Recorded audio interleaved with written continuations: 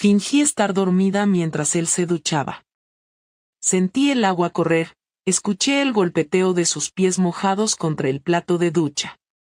Y mientras tanto, en la misma cama donde hacía unas horas había hecho algo imperdonable, pensaba en cómo coño había llegado hasta ahí. No tenía una respuesta clara. Solo sabía que Álvaro, mi marido, estaba en casa. Que yo también. Y que mi ropa interior seguía metida en el bolsillo de un pantalón que no era suyo. Esto no es una historia de teléfonos desbloqueados, mensajes que se cruzan ni pistas tecnológicas. No hubo rastros digitales. Todo fue cara a cara. Piel a piel. Fue más directo. Más cobarde también, quizás. Pero más humano. Lo que pasó en una terraza de Madrid, a las 3 de la tarde, en plena ola de calor, mientras yo fingía estar aburrida de la vida. Y lo estaba. Álvaro y yo llevamos casados 7 años. Y hasta hace unas semanas, juraría que lo nuestro era fuerte. No perfecto, claro. Pero funcional. Comíamos juntos, hacíamos planes, nos veíamos una serie por las noches. A veces follábamos. No con pasión, pero sí con cariño. Como quien revisa la lista del súper, lo que toca, cuando toca. Pero hay días que no se olvidan. Ese fue uno de ellos. El día que salí de casa diciendo que iba a reunirme con mi excompañera de trabajo, Paula, y en vez de eso me encontré con Marcos. ¿Quién es Marcos? Buena pregunta. La versión oficial sería, un tío que conocí hace años en un taller de creatividad. La versión real, un error que estaba esperando ocurrir. Nos reencontramos hace poco en Instagram, intercambiamos un par de mensajes y surgió la típica propuesta inocente. Si pasas por Madrid, avísame y nos tomamos algo. Yo no pensaba pasar por Madrid. Pero lo hice. De forma muy planificada, claro. Incluso reservé un tren con tarifa flexible para poder cambiarlo en caso de que me arrepintiera. Qué graciosa soy. Nos vimos en Lavapiés. El plan era solo tomar una cerveza. Pero en cuanto me senté frente a él y lo vi, con su camisa mal planchada, su barba de 3 días y esa manera de mirarme como si yo no fuera una mujer casada, supe que iba a pasar algo. A los 15 minutos ya estábamos hablando como si nunca hubiéramos perdido el contacto. A la media hora, ya sabíamos que no nos íbamos a quedar en esa terraza. Y no fue ni planeado ni romántico. Fue urgente. Me llevó a un estudio que tenía alquilado por temas de curro, según dijo. Entramos, cerró la puerta, y ni siquiera me preguntó si estaba segura. Supongo que mi cuerpo ya lo había gritado por mí. Fue rápido, algo torpe incluso. No fue por placer. Fue por necesidad. Y lo peor, me gustó sentirme deseada por alguien que no me conocía del todo. Alguien que no me hablaba de facturas, de cenas familiares o del grifo que gotea en el baño. Después de eso, no hablamos mucho. Me duché allí, como si eso lavara lo que acababa de hacer. No lo hizo. Me puse la ropa de antes, salí del piso, me fui a la estación y volví a Valencia como si nada. Álvaro me recogió con una sonrisa. ¿Qué tal con Paula?, me preguntó. Y yo asentí. Bien, necesitábamos ponernos al día. Esa noche fue la primera vez que fingí estar dormida cuando él me abrazó por detrás y me preguntó si todo iba bien. No pude contestarle. No porque no quisiera. Sino porque no tenía ni puta idea de qué decirle. Y ahora, mientras escucho el agua de la ducha correr, pienso, esto no va a acabar bien. Álvaro empezó a sospecharlo, aunque no lo dijera. Fue por cosas pequeñas. Gestos, miradas, momentos en los que no supo qué hacer con su propia desconfianza. Yo no cambié tanto después de lo que hice, al menos eso creía. Seguía cocinando como siempre, seguía preguntando por su madre los domingos, Seguía sentándome con él a ver la misma serie de los martes, incluso hice el esfuerzo de tocarlo un poco más, como si eso pudiera compensar algo o como si mi cuerpo supiera que tenía que disimular mejor. Pero hay silencios que cambian, que se vuelven más largos, más densos, más incómodos. Y eso fue lo que pasó en casa. Empezamos a tener demasiados silencios de esos. Ya no eran los cómodos que compartes después de una cena, eran los otros, los que vienen cuando uno de los dos quiere decir algo pero no sabe cómo. O peor, sabe cómo pero no se atreve. Todo explotó una noche cualquiera, de esas que parecen no tener importancia. Un miércoles en el que yo había trabajado todo el día desde el portátil, con clientes que no sabían lo que pasaba en mi cabeza, y Álvaro había llegado más serio de lo normal. Había comprado sushi y vino blanco, sin avisarme, como un gesto que parecía amable pero que llevaba algo detrás. Cenamos frente al portátil viendo una serie inglesa y, en un momento dado, él pausó el capítulo y me miró con esa cara suya de cuando quiere hablar en serio. No preguntó directamente, no me acusó. Solo dijo, «Clara, ¿estás bien conmigo?» Lo dijo despacio, como si midiera cada palabra para no decir la que realmente quería decir. Me lo soltó sin mirarme a los ojos, pero con una seriedad que no tenía nada que ver con si me gustaba la cena o no. Fue una pregunta que no buscaba saber cómo me sentía, sino que escondía algo más. Una especie de dime lo que hiciste, pero envuelto en papel de regalo. Y ahí empecé a sentir cómo se venía todo abajo. Me agarré a la copa como si fuera a romperse. Le dije que claro que sí, que por qué lo preguntaba. Y él no respondió inmediatamente, solo levantó un poco las cejas y dijo, «Te noto distante». Le dije que estaba cansada, que llevaba semanas durmiendo mal, que el trabajo me tenía harta. Todo era cierto, pero no era la razón. No era el motivo por el cual me temblaba un poco la voz ni por el cual no podía dejar de mirarle los labios mientras hablaba. No era por eso que había pensado en Marcos cada vez que me tocaba por la noche, como si mi cabeza hubiera cambiado de dueño. Álvaro notó que no era una respuesta real. Me miró, esta vez sí, con fuerza, y repitió la pregunta, igual que antes, ¿estás bien conmigo? Esa vez no le respondí enseguida. Tardé. Y cuando respondí, lo hice bajando la cabeza, como si estuviera confesando algo que no había dicho en voz alta todavía. No lo sé, dije. Eso fue todo. Y bastó para que entendiera que algo pasaba, aunque aún no supiera qué. La conversación no pasó de ahí. Se levantó sin decir nada más, puso su plato en el fregadero, abrió la nevera y sacó otra copa. Llenó la suya. Me ofreció más vino, le dije que no. Luego se fue al sofá y no volvió a mirarme el resto de la noche. Me encerré en el baño, me lavé los dientes y no lloré, pero me miré al espejo mucho rato. Tenía la cara de alguien que ya no puede controlar la situación. Cuando volví al dormitorio, él ya estaba acostado de lado, dándome la espalda. No dijo buenas noches.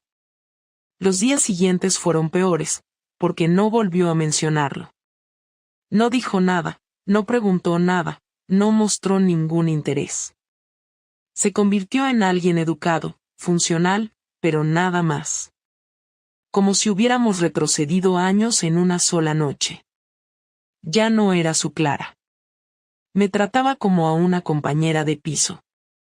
Y eso me dolía más que cualquier reproche que hubiera podido lanzarme.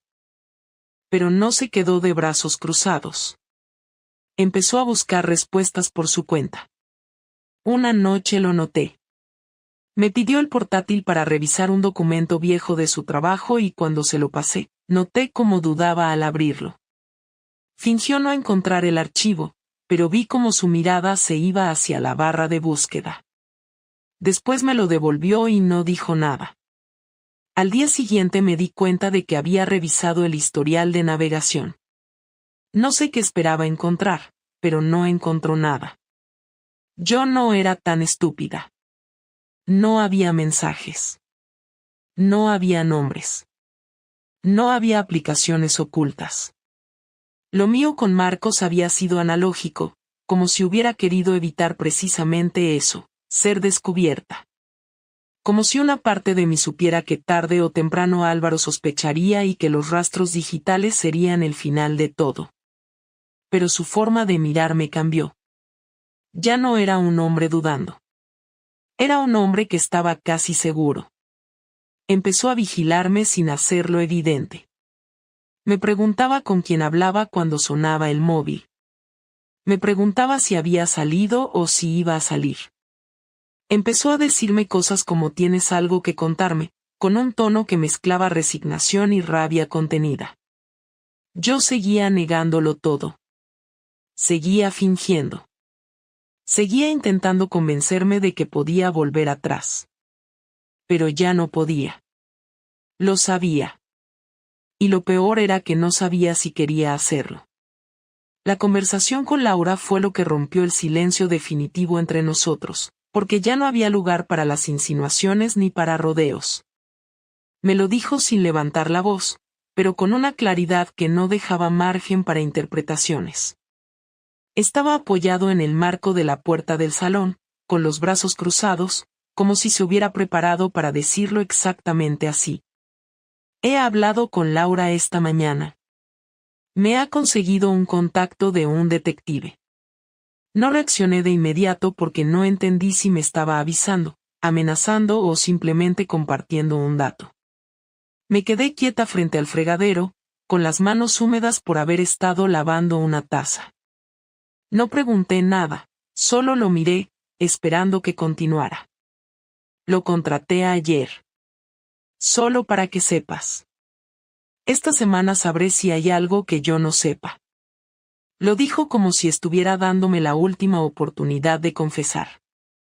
Me giré lentamente, y sentí que todo el aire del salón se volvió más espeso, no porque fuera un momento dramático, sino porque por fin se había roto la rutina de evasión. Le respondí que no tenía nada que ocultar, que si necesitaba hacer eso para estar tranquilo, me parecía bien, pero no sabía si lo dije para protegerme o porque de verdad me parecía bien. Esa noche fue la primera vez que dormimos en camas separadas desde que nos casamos. Él se fue al sofá sin decir una palabra. Me acosté sin protestar. No hubo drama, no hubo lágrimas, no hubo discusiones. Solo una distancia que ya era imposible de ignorar. En lugar de rabia, lo que sentí fue una especie de resignación incómoda, como cuando algo se desmorona y sabes que no tiene arreglo pero tampoco puedes evitar seguir ahí, mirando los restos. No intenté convencerlo de que volviera a la cama. No le pregunté qué había averiguado. No hice nada, porque ya sabía que todo iba a salir. Y lo peor era que una parte de mí ya no sentía miedo, sino alivio. 3 días después llegó del trabajo antes de lo habitual. Entró a casa con una carpeta fina bajo el brazo, como si fuera un trámite más. Se sentó en la mesa del comedor y esperó a que yo terminara de poner la lavadora. No me dijo tenemos que hablar, no alzó la voz, no rompió nada. Solo abrió la carpeta, sacó un par de fotos impresas en papel barato, de esos que usan los informes rápidos, y me las extendió por encima del mantel. En la primera estaba yo saliendo del edificio donde vive Marcos. En la segunda se me veía caminando con él por la calle, muy juntos, su mano tocándome la espalda. En la tercera, nos estábamos despidiendo con un beso. No fue un beso apasionado ni vulgar, pero no era un saludo de amigos. Era suficiente. No las miré mucho. Con la primera bastó para entender que no había nada que decir. No quiero que me expliques nada. No quiero que digas que fue un error, ni que te sentías sola, ni que no sabes qué te pasó. No necesito que llores ni que finjas arrepentimiento. Solo quiero saber si esto fue la única vez o si llevas tiempo haciéndolo. Me lo dijo sin rabia, sin temblor, sin gestos de alguien al borde del colapso. Parecía haberlo ensayado. Se lo agradecí en silencio, porque lo único que no hubiera soportado era que me gritara. tardé en responder. Me senté frente a él, puse las manos sobre la mesa y dije lo único que era verdad, fue una vez. Pero sí, lo había pensado antes. Apretó los labios, bajó la mirada y luego se levantó. No dijo nada más en ese momento. Guardó las fotos, cerró la carpeta y la dejó sobre la encimera. Luego se metió en el baño y cerró la puerta. Escuché cómo abría el grifo del lavabo. Me quedé ahí sentada, en la misma postura, sin saber si debía llorar o levantarme. No hice ninguna de las dos cosas. Cuando salió, volvió al salón como si nada. Se sirvió un vaso de agua y se quedó de pie, mirándome.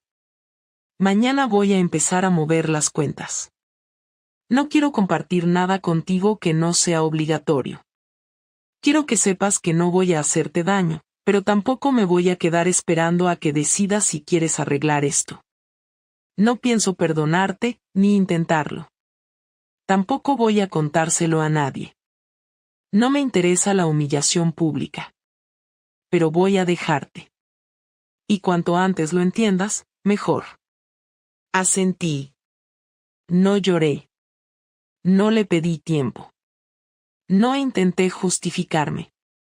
Él no había dejado ningún hueco para eso, y se lo agradecí. Me dijo que se iba a dormir a casa de su hermana esa noche. Que iba a tomarse unos días para organizar sus cosas. Que necesitaba tiempo, no para pensar si me perdonaba, sino para decidir cómo cortar lo que quedaba. Se fue sin mirar atrás. Cerró la puerta sin portazos. Y yo me quedé en esa casa que ya no era mía, aunque legalmente todavía lo fuera. Me preparé un té que no tomé, encendí la televisión sin volumen, y pasé horas mirando una pantalla que no entendía. No sentí alivio. No sentí culpa. Lo que sentí fue que había cruzado un punto del que no se vuelve.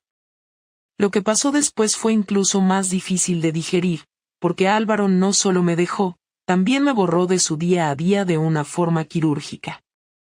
Cambió las contraseñas bancarias. Redireccionó los pagos automáticos. Me envió un Excel con los gastos conjuntos que había cubierto en los últimos 6 meses y me pidió que abonara mi mitad. No me insultó, no me acusó de nada, no me trató con desprecio. Solo fue preciso. Eficiente.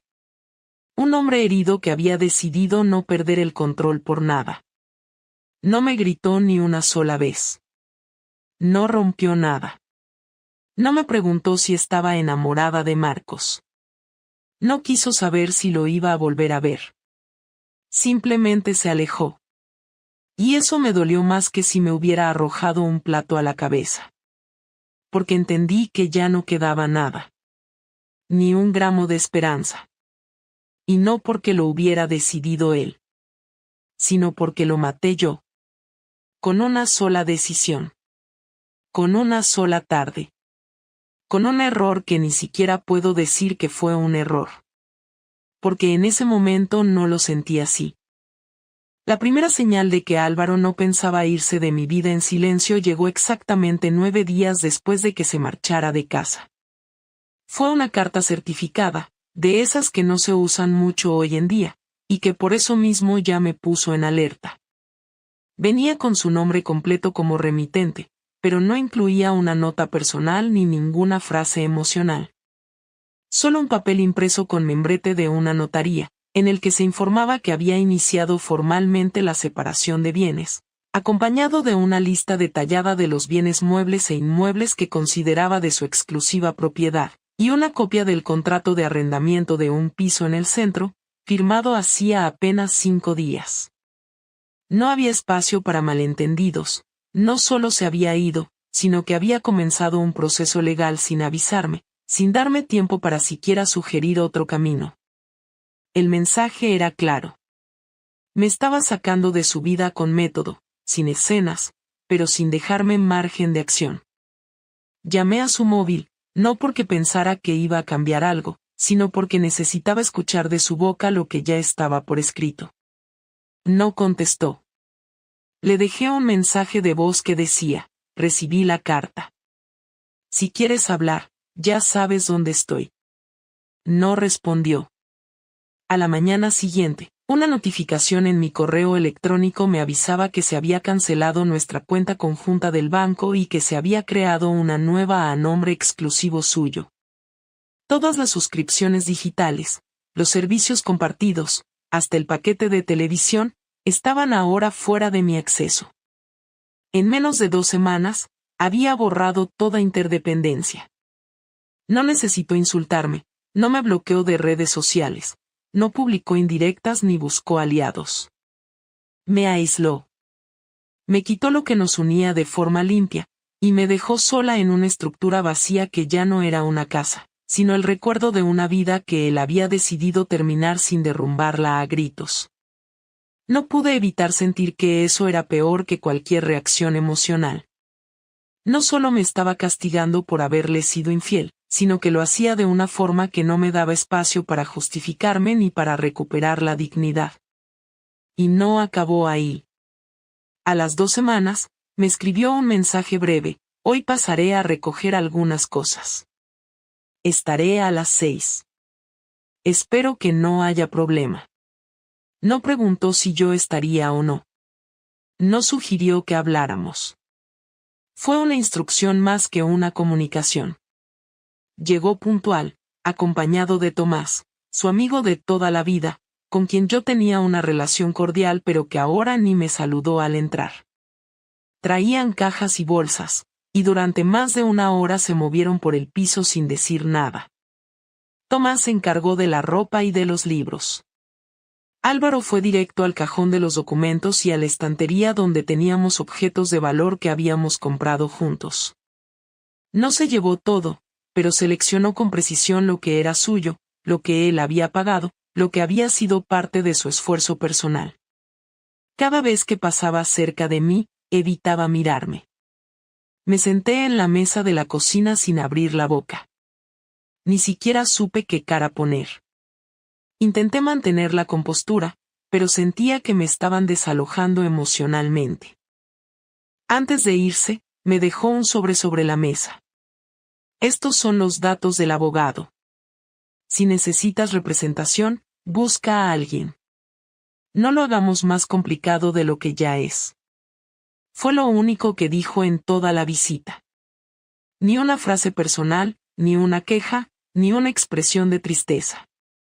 Se fue con las cajas, y el sonido de la puerta al cerrarse fue más definitivo que cualquier discusión. Me quedé mirando ese sobre como si fuera un objeto peligroso. No lo abrí hasta la noche. Dentro estaba el nombre de un despacho de abogados, un número de expediente, y una lista preliminar de acuerdos que él proponía para la separación. No pedía la casa, no pedía una compensación económica, pero sí dejaba claro que no quería compartir nada más, ni mantener ningún contacto innecesario. Solo proponía resolver el trámite de forma rápida, ordenada y sin drama. La venganza no vino en forma de gritos ni de escándalos, sino en esa forma de desmantelar nuestra vida común con una eficiencia que dolía más que cualquier traición. Me quitó hasta el lenguaje compartido. No hubo frases de cierre, no hubo repaso de momentos, no hubo por qué hiciste esto, ni te sigo queriendo a pesar de todo. Solo había gestos fríos, respuestas administrativas, y una desconexión que parecía entrenada. Me dejó sin rol. No podía defenderme de nada, porque no me estaba atacando. Solo me estaba borrando, y lo hacía sin mirar atrás. El golpe más fuerte llegó una semana después, cuando recibí una invitación a una cena en casa de nuestros antiguos amigos, Sofía y Ernesto. Era una cena habitual, de esas que hacíamos cada 2 meses, y a la que siempre íbamos los dos. Lo curioso fue que la invitación venía solo a mi nombre. Pensé que era un error. Les escribí para preguntar si Álvaro también estaba invitado. La respuesta fue directa: lo hablamos con él, pero dijo que no le interesa mantener el contacto. Dijo que cada quien debe seguir con lo suyo. Fue en ese momento cuando entendí que había comenzado a cerrar círculos por completo. Estaba haciendo que las personas que conocíamos en común eligieran, pero sin pedírselo abiertamente. Solo desaparecía de sus planes, para que ellos decidieran si seguían viéndome a mí o no, y en muchos casos, yo era la que perdía. Nunca me insultó. Nunca me humilló en público. Nunca publicó una palabra sobre mí en ninguna parte. Pero dejó que todo el entorno supiera, de forma sutil, que ya no formaba parte de su vida. Me dejó el trabajo sucio, la vergüenza sin la exposición. Me convirtió en la mujer que traicionó y que no merecía explicaciones. Y con eso, consiguió exactamente lo que buscaba. Dejó claro que él no era la víctima que se arrastra, sino el tipo que reconstruye sin mirar atrás. Y me hizo cargar con todo el peso de mi decisión sin ni siquiera tomarse la molestia de reprochármelo. Lo vi entrar al café sin buscarme con la mirada. Caminó directo a la mesa donde yo ya lo esperaba, se sentó frente a mí, colocó su móvil sobre la mesa boca abajo y pidió un café solo al camarero, que se acercó apenas notó movimiento. Yo ya tenía mi bebida delante, no la había tocado. Habíamos quedado a las 6 en punto, y a las 6:02 ya estábamos sentados frente a frente, después de casi un mes sin vernos ni hablar más allá de mensajes puntuales sobre el proceso legal. No hubo saludo, ni sonrisa, ni cortesía. Solo un silencio sostenido que él no pareció tener intención de romper. Fui yo quien empezó a hablar, aunque no con una idea clara de qué decir. Solo solté lo primero que salió. Gracias por venir. No contestó, pero tampoco desvió la mirada. Siguió observándome como si esperara que yo dijera todo lo que tenía que decir de una vez. Quería hablar antes de que firmemos nada. No para pedirte nada, ni para convencerte de nada. Solo para decir lo que no pude decir antes. Esperé a que reaccionara, a que hiciera un gesto de aprobación o una señal de que estaba dispuesto a escuchar. No lo hizo, así que seguí. Sé que no hay nada que pueda decir que cambie lo que pasó. Y no espero que me perdones, ni ahora ni nunca. Solo quiero explicarte por qué llegué a hacer lo que hice. No porque piense que tenga una buena justificación, sino porque creo que mereces saberlo directamente de mí. Finalmente, bajó un poco la mirada, como si por fin aceptara que estaba ahí para escuchar. No dijo nada, pero me dio el espacio para continuar. No fue un impulso, no fue algo que surgió sin pensar. Y eso es lo peor de todo. Porque si hubiera sido una estupidez de una noche, quizás sería más fácil de explicar. Pero no lo fue. Lo pensé, lo planeé, lo busqué. Y no porque no te quisiera, ni porque me faltaras como pareja. Me faltaba algo, sí, pero no era tu culpa. Era algo en mí que se apagó, que necesitaba sacudirse, que no supe manejar de otra forma. Tomó su café cuando llegó, bebió un sorbo y volvió a dejarlo sin mirarme. No sabía si estaba logrando que me escuchara realmente, pero al menos no se levantaba ni me interrumpía. A veces uno cree que va a vivir con alguien para siempre, pero no sabe qué hacer cuando todo empieza a parecer una repetición. No me alejé de ti porque me hicieras daño, me alejé porque me olvidé de quién era yo cuando no estaba contigo. No es excusa, es lo que me pasó. Y no supe cómo decírtelo sin romperlo todo. Hasta que lo rompí. Cuando levantó la mirada por fin, no vi rencor ni tristeza. Solo una especie de certeza resignada, como si ya hubiera oído esa historia antes, como si hubiera reconstruido cada parte por su cuenta. No necesitaba que me dijeras nada de esto para entenderlo. Todo eso que me estás contando lo pensé 1000 veces. Y llegué a la misma conclusión que tú. No lo hiciste para lastimarme, lo hiciste porque te perdiste. Pero que no lo hicieras para herirme no cambia el hecho de que lo hiciste. Y yo no soy alguien que se queda donde ya no lo necesitan. Tomó otro sorbo de café y bajó un poco el tono, como si quisiera cerrar el tema. Te agradezco que me lo digas ahora, aunque sinceramente, ya no cambia nada. No tengo odio. No tengo ganas de destruirte. Solo quiero seguir con mi vida sin arrastrar algo que dejó de tener sentido para los dos.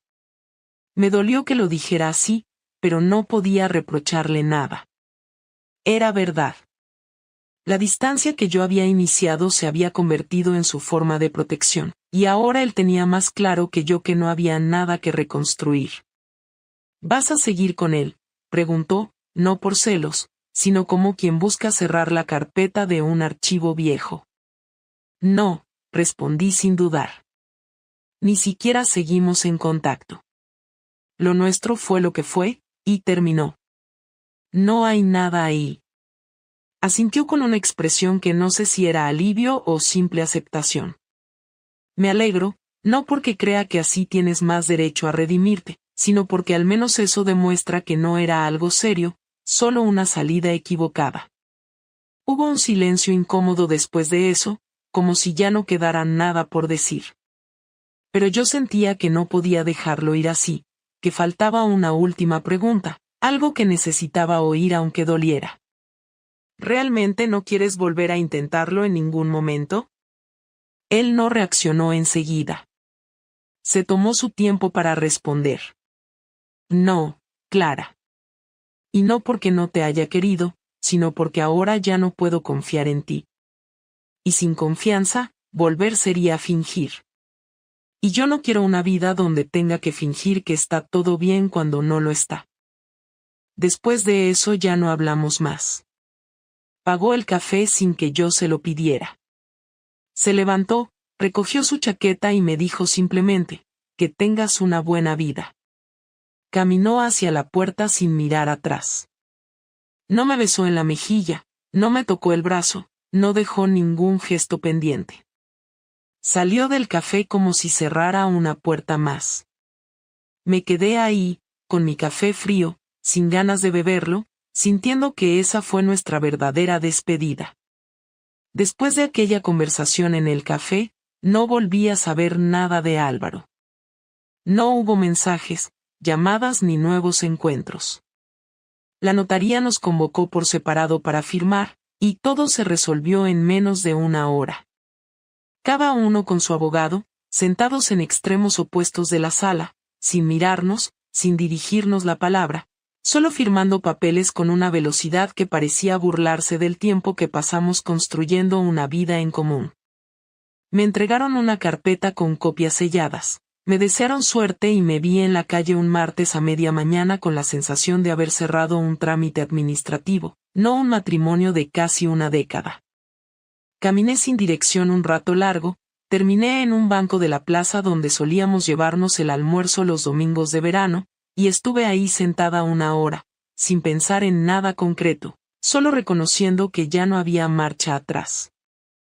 Los primeros días después de la firma fueron extraños porque no pasó nada dramático. Nadie vino a consolarme, nadie me preguntó cómo me sentía, nadie pareció notar que mi estado civil había cambiado. Mis padres no sabían nada, nunca quise involucrarlos en lo que pasó, y mis amigas, las pocas con las que mantengo una relación regular, sabían solo que nos habíamos separado, pero no los motivos. No les mentí, pero tampoco les conté toda la verdad. Me limité a repetir que las cosas ya no funcionaban, que fue mutuo, que estábamos en paz. Y aunque no era del todo falso, escondía una parte de la historia que pesaba más de lo que admitía. No era la culpa lo que más me pesaba, era la pérdida total de un lugar en el mundo. Había estado tan acostumbrada a ser la esposa de Álvaro, a tener esa rutina, ese hogar compartido, esas conversaciones mínimas pero constantes, que ahora no sabía muy bien cómo llenar los días. No tenía hijos, no tenía mascota, no tenía compromisos sociales regulares. Solo tenía trabajo, correo electrónico, tareas domésticas y mucho silencio. Al principio intenté ocuparme de forma compulsiva. Reorganicé toda la casa, regalé ropa, cambié muebles de sitio, volví al gimnasio después de meses, hice cursos online de cosas que no me interesaban realmente, solo para evitar pensar. Pero todo eso duró poco. Porque en algún momento inevitablemente llega la tarde en la que no tienes nada pendiente, Y entonces te sientas y lo piensas todo. No una vez, sino varias, como un buque. Intentas repasar cada decisión, cada frase que dijiste o que no dijiste, cada momento en el que pudiste haber hecho algo diferente. Y por más vueltas que le des, llegas a la misma conclusión. Tomaste una decisión y esa decisión tuvo consecuencias. Nadie te obligó, nadie te arrinconó, nadie te traicionó primero. Fuiste tú. Y lo hiciste consciente. No para herir, no para destruir, pero lo hiciste. Y ahora te toca vivir con eso. Una mañana, mientras limpiaba la bandeja de entrada, me encontré con un correo viejo de Álvaro, de hace 3 años. Era un mensaje corto, un recordatorio de una reserva en un hotel rural donde habíamos pasado un fin de semana tranquilo, sin mucho lujo pero con buena comida. Releí ese correo varias veces, no porque tuviera algo especial, sino porque me hizo recordar que hubo momentos buenos, momentos en los que éramos felices sin preguntarnos tanto. Y esa fue quizás la parte más difícil de aceptar, que algo que fue bueno terminó mal por mi culpa. No porque se acabó el amor, no porque no nos entendiéramos, sino porque yo rompí las reglas que habíamos acordado vivir bajo ellas. Marcos no volvió a escribirme. No le contesté el último mensaje que me mandó después de aquella tarde en su piso, donde solo decía avísame si quieres hablar. No lo hice porque no tenía nada que decirle. No fue una historia de amor. Fue un escape que no resolvió nada. Y cuando todo se vino abajo, ni siquiera pensé en buscarlo. Sabía que no había futuro ahí, que él no tenía lugar en mi vida real. Fue una persona que sirvió para empujarme al abismo que ya estaba en mi cabeza, pero no más que eso. Con el tiempo dejé de revisar su perfil, dejé de preguntarme qué estaría haciendo Álvaro, dejé de revisar si había cambiado su foto, si alguien le comentaba cosas cariñosas. Acepté que él ya no estaba. Que no iba a volver. Que si en algún momento tuviera una nueva pareja, yo no iba a ser parte de esa historia. No sentí celos ni nostalgia. Sentí algo más parecido a la neutralidad. Como cuando te mudas de ciudad y dejas de frecuentar el supermercado donde ibas siempre. Sabes que existe, que está ahí, pero ya no forma parte de tu rutina. Hace poco me crucé con una conocida suya en un evento de trabajo. No éramos amigas, solo compartíamos contactos profesionales. Me preguntó si seguía con Álvaro, con una sonrisa de compromiso. Le dije que no, que nos habíamos separado hace unos meses. No hizo más preguntas. Asintió, dijo vaya, lo siento y cambió de tema. Y ahí me di cuenta de que para el resto del mundo nuestra historia era solo una más. Nadie iba a investigar. Nadie iba a juzgarme. Nadie iba a escribir una crónica. Éramos una pareja más que terminó, como tantas otras. Ahora vivo sola en el mismo piso. No quise mudarme, aunque lo consideré. Lo mantengo limpio, ordenado, sin rastros de él. No por rabia, sino porque ya no está. A veces me preguntan si me arrepiento. La respuesta es complicada. No me arrepiento de haber querido recuperar algo de mí, de haber cuestionado la rutina, de haberme preguntado si esa era la vida que quería. Pero sí me arrepiento del modo en que lo hice. Del daño que causé. De no haber sido capaz de hablar antes. De haber preferido el atajo al conflicto. No hay lección clara, no hay moraleja. Solo hay hechos. Lo hice. Me dejó. Firmamos. Se fue. Aprendí que no basta con querer entenderse a uno mismo si no eres capaz de compartirlo con quien vive contigo. Aprendí que no se puede tener todo y que cada elección implica perder algo. Y lo que perdí no era perfecto, pero era valioso. Y no volverá. Ahora solo me queda vivir con eso. Y hacerlo bien. Sin drama, sin excusas, sin intentar justificarme. Solo seguir. porque no hay nada más que hacer. Y porque nadie va a venir a rescatarme de lo que hice.